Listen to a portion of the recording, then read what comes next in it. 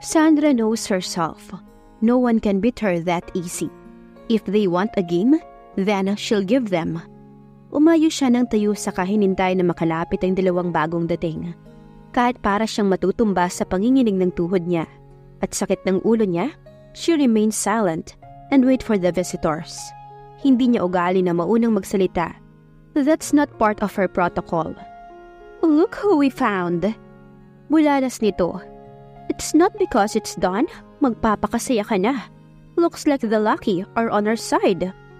Sigaw ni Thea sa harapan niya. Hindi naman siya umimik at nakatingin lang dito. Kung hindi lang masama ang pakiramdam niya, ay baka nagkasabunutan na sila. Naiinis siya kapag nakikita niya ang mukha ng kaharap. Masyadong peke, kaya hindi niya makuha maging kaibigan nito noon pa man. I've been working so hard this past few days, kaya siguro makakatanggap ako ng reward. And to think of it, hindi magiging saya si Grayson. Because he is the reward I received, exclusively for you. Hindi ako ang tipo ng babae na basta nalang mananahimik. Hindi ako papayag na isang gaya mo ang ipapalit ni Grayson sa akin. Ampon, mataas ang pangarap. Look at you. Kulang na lang matumba ka sa kinatatayuan mo. Nanginginig ka na ba sa takot? Wika pa ni Thea. Saka pabagsak na inabot sa kanya ang folder. Here! Dinala ko na ng personal sa'yo ang warrant of arrest mo. Mukha kasing matatagalan pa mga pulis na pumunta rito eh. Mabuti na yung makapaghanda ka sa pagdating nila. And I'm sure Grayson and Chairman right now would be so angry at you. Dagdag pa nito.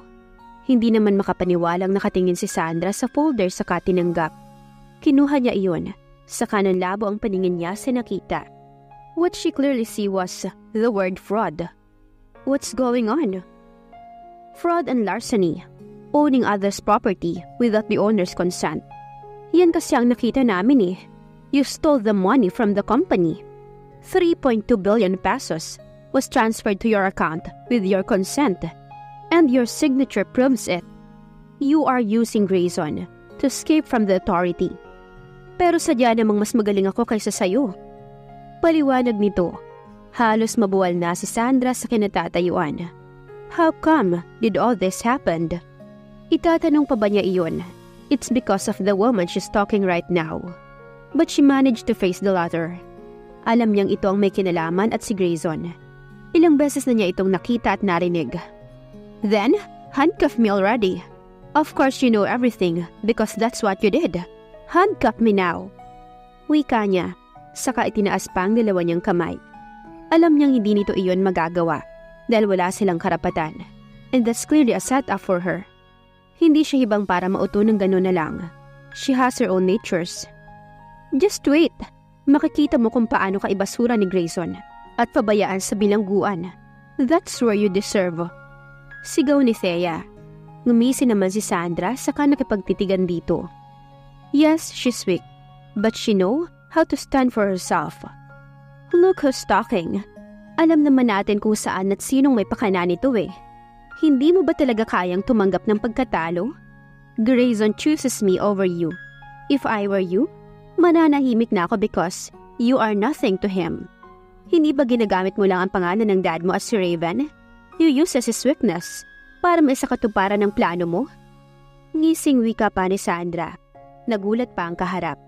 Ngunit nang makabawi at akma na siyang sasampalin nito, nang inunahan niya ito. Do it! At siguradong mas malala pa sa sampal ang aabutin mo. Galit na sigaw ni Sandra. She can't control herself anymore. Galit na siya sa babaeng to na walang ginawa kundi guluhin ang buhay niya. I'll make sure na kahit si Raven, hindi ka kayang ipagtanggol. Napatigil naman ito sa kanya. I knew it from the very beginning. Hindi naman ako walang alam eh. It's Raven after all. Ginamit mo ang katotohanan may gusto siya sa'yo. At ginamit mo ang ideyang may utang siya kaya iginipit mo siya at nakipagsabuatan sa'yo. Dagdag ni Sandra. Well, that's scary, but I think our plan works well. I'm good at this. So, see ya. Mataray na wika pa ni Thea. Let's go! Wika ni Thea sa kasama niya. Remember this, Sandra. Sa bilangguan ng bagsak mo. Halos sigaw nito. Tumalikod na si Sandra at hinang-hina na pumasok sa loob ng cottage. Hindi na niya napigilan ang sarili. Saka napahikbi at umupo sa sahig. God, what have I done to you to deserve all this? Kaya ba dinala siya ni Grayson doon? Dahil doon? Kaya ba malaking halaga na ang pera na pumasok sa bank account niya? Kaya ba alalang-alala ang mga kaibigan niya sa kanya dahil roon? Dad, bakit kailangan ko pa itong maranasan? Umiiyak na sambit, saka malakas na napahagulhol. Sandra was not in her usual self nang dumating ang mag-asawa na caretaker ng isla. Tumingin ang mga ito sa kanya at dinaluhan siya na makita ang itsura niya. She's a mess. Pinatayo siya ng ginang at pinakain ng mainit na squash soup. Pwede ba akong pumunta sa bayan? Need to check my health. Pakiramdam ko yata lalagnatin ako. Wika niya. Nagkatingin na naman ang mag-asawa bago nahabag sa itsura niya. Mugto ang mga mata at halatang problemado. Tumango naman ang ginang saka tinulungan siya na mag-ayos ng mga gamit niya. She took off the necklace na binigay ni Grayson at nilagay sa tabi nito ang recorder. Pati na rin ang bank account booklet niya at sulat na itinabi niya rito. She didn't mean any of this. All she has to do right now is to stay away from him and to other people. She can't stay with him. God knows she loves him, but she can't afford seeing him na parang laging dala ang problema. He can be happy when she's not around. Alam naman niya kung bakit sinusundan siya ni Thea. She was just an orphan. She had all those because of her foster dad. Pinahid niya ang mga luha saka kinuha ang bag at sumunod sa mag-asawa sa bangka nito. Hindi naman siya umimik at nakatingin lang sa malawak na dagat. If she would jump, that would be her peaceful end. But she's scared every time she's imagining herself doing it. Alam niyang tama siya, pero hindi niya kayang bigyan ng katarungan ang sarili niya. Pagdating natin sa bayan, tatawagan ko na si Sir para ipaalam. Huwag na ho, ako na ho magsasabi. Ipapaliwanag ko na ho sa kanya. Saka babalik naman ho ako dun sa isle. May iniwan ako na sulat dun para mabasa niya. Matamlay niyang sagot.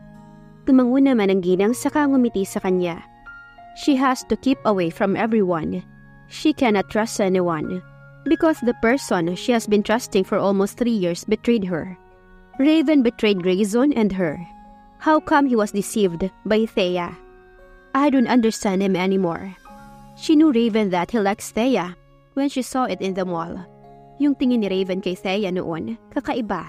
Kaya naghinala siya pero hindi niya pinansin. Malalaki ang hakbang ni Grayson na pumasok sa conference room. The company was under investigation about the bankruptcy. He didn't let his employee expose the issue. He cannot risk Sandra for this. As long as she was away from people, she'll be safe, and that can only fill him at ease. Kainis. He can't deny that he's missing her so much. But the media just knew it. Kahit anong pilit na hindi ipaalam sa iba, kung may hindi matahimik ang bibig ay masisiwala talaga. Grayson, how come you didn't tell the police? We have to locate your wife's whereabouts. We have to take back the money. Wika ni Mr. Toffer, Sam's father. We can't. I believe she's innocent. Stop accusing her. She did nothing wrong. I already told it to the media in front of everyone. Sagot niya. He knew that they had proof and evidence. But he doesn't want to believe them. What he believes is himself, that Sandra can't do it to him. We have to find her, or else we'll be broken to bankruptcy. Our investors are pulling out. We have to do something. Sigaw ng isang direktor. Napahawak na lamang si Grayson ng kanyang ulo, saka tumingin sa mga board members at director. Is controlling the situation needs to take an innocent person? Galit na wika niya, saka tinignan isa-isa mga empleyado niya. Sandra was innocent and she had done nothing wrong with this case. Pagdedepensa niya. Lahat ng andon ay may iba't ibang panig at paniniwala. Pero kadalasan ay gustong makita si Sandra para malaman ang parte nito. But he cannot let that happen. Ayaw niyang nakikitang nahihirapan ng asawa. He was even asking his friends to help him investigate and find out the truth. He has to know why they use Sandra for this. Lalo pat may alam din pala ang chairman. Nagsilabasan na ang lahat ng pumasok si Sam, kasama ang dalawang kaibigan pa ni Sandra. Parehong seryosong nakatingin sa kanya. Binasag naman niya ang katahimikan. He knew they came here to ask if where Sandra was. Where is she? Agad na tanong ni Sam. Lumapit naman sa kanya si Sam saka sinuntok siya. I'm telling you this. She's happy with you, kaya hinayaan ko siya. Naniwala kami na kaya mo siyang alagaan at protektahan. Pero anong ginawa mo? Ginulo mo ang buhay niya. Isa pang tanong, asaan si Sandra? Galit na wika pa ni Sam. He remained silent dahil pilit niyang inisa-isa ang mga nababasag na salita sa paligid niya. Alam mo ba kung anong nangyayari? She has been accused for stealing that big sum of money. Sabihin mo sa amin kung nasaan siya at huwag mo sabihin hindi mo alam. We're so worried about her. Wika ni Rika. She's at my mom's island. Sagot ni Grayson. Napahagulhol naman si Danica. Saka lumapit rito at nagmamakaawa. Don't tell me, she's alone there. Tanong ni Danica. Tumango naman si Grayson. God, Grayson, are you even thinking? Alam mo bang may phobia siya sa tinig ng paligid kapag gabi? O baka naman hindi mo alam dahil sarili mo lang iniisip mo. That island and basically, there's a forest. Nag-iisip ka ba? Sigaw ni Rika. He forgot about it. Marami siyang iniisip gabi-gabi and that made him lose himself and forgot about it. Ang inisip niya lang ay mailigtas ang asawa niya sa media at sa ibang tao. Pare, sabihin mo na sa amin kung nasaan siya. We'll never bother you again. Wika pa ni Sam. Kinuha naman ni Grayson ng phone niya at tinawagan ng asawa ng tagapag-alaga ng island nila. Sinugot naman ito kaagad ang tawag. Sir? Ni boses ng babae sa kabilang linya. Binisita niyo ba siya? Nag-aalalang tanong niya. Sir, sumama po siya sa amin pa uwi dahil mainit po siya. Nilalagnat yata siya. Tapos sabi niya, nag-iwan siya ng sulat sa cottage. Basahin mo na lang daw pagbalik mo. No! Sambit ni Grayson. Nag-aalala namang tumingin sa kanya ang mga kaibigan ni Sandra. Where did she go? Siya na lang daw magsasabi sa'yo kaya napanatag naman kami. Matamlay pa naman ang batang yun. Mukha pang walang maayos na tulog. Nailot ni Grayson ang ulo niya. Saka tumingin sa mga naroon. Binaba niya ang tawag. Saka humarap sa mga ito na nag-aalala na. She's gone. She left the island. Malamang hindi pa siya nakakalabas ng Laguna. I'll find her. Wika ni Grayson saka tumayo. He can't even call her dahil kinuha niya ang phone nito. Nagmamadali siyang umakyat sa rooftop ng kumpanya at minaniobra ang helicopter niya. Pinalipad niya ito at nanalangin na sana'y maabutan pa niya ang dalaga. He even called Daniel and Lucas to find her too. Kung lilibutin nila ang buong Laguna, ay gagawin nila. Ang laking kalokohan na iniwan niya ang asawa kahapon na mag-isa. She must be too scared. She cannot leave him that way. Kung nasa ospital ito, malamang ay alam na nito ang tungkol sa balita. Dumidilim na magkita si Grayson, Daniel at Lucas sa harap ng malaking simbahan sa Laguna. They even show pictures of Sandra, but no one recognizes or see her. Hindi na mapakali si Grayson. Tinakbo na lang niya ang building na binabaan niya sa helicopter niya at sumakay roon. The caretaker mentioned about the letter. Maybe she wrote there where she's going. 6:00 na nang mailapag niya sa baybayin ng helicopter. Ini-off niya ito saka tinakbo ang cottage. Pagkapasok pa lang niya ay alam na niyang walang tao. Malinis na iyon at walang bakas ni Sandra ang naroon. Natano naman niya ang nakalagay na papel sa mesang naroon at nilapitan ito. She found her phone, a pen recorder, and the necklace. How did she find her phone? Her heart was beating fast as she opens the letter. Grayson, naisip mo ba kung anong gusto mong maging buhay? I want a simple life, away from the judgment people, and away from the people I love, because I don't want them to get hurt. I'm so sorry for everything, for making your life a mess, for being a burden to you. I hope we can see each other again. We wouldn't be able to recognize each other. Thank you for letting me feel what love is. I'll leave my bank account here. You can take all the money it has, because that was for the company and not mine. I know I made you miserable for these past few months. You were forced by your grandfather to stay with me. Iniwan ka ni Thea dahil sa akin. Nahihirapan ka sa kumpanya ng dahil sa akin. Siguro tama nga sila na lumayo na lamang ako sa'yo dahil walang bukas na naghihintay sa atin. Puro masasakit na bagay lang maaalala nating dalawa. Sana makahanap ka ng taong talagang mahal mo at hindi ka iiwan. Yung taong kaya kang ipaglaban at hindi magnanakaw ng pera ng kumpanya mo. I love you, but I hate it when I think of staying with you while hurting you. Grayson, find someone better for me so that I can be happy, knowing the man I love is happy. Love, Sandra. His tears fell as he read the last few words. Nagsisi siya dahil iniwan niya si Sandra dito mag-isa. He looks around and found himself remembering those times na masaya pa ang asawa na kasama siya. Did she think he needs money than her? Bit-bit ang naiwan ng dalaga ay sumakay siya sa chopper niya at pinaandar na iyon.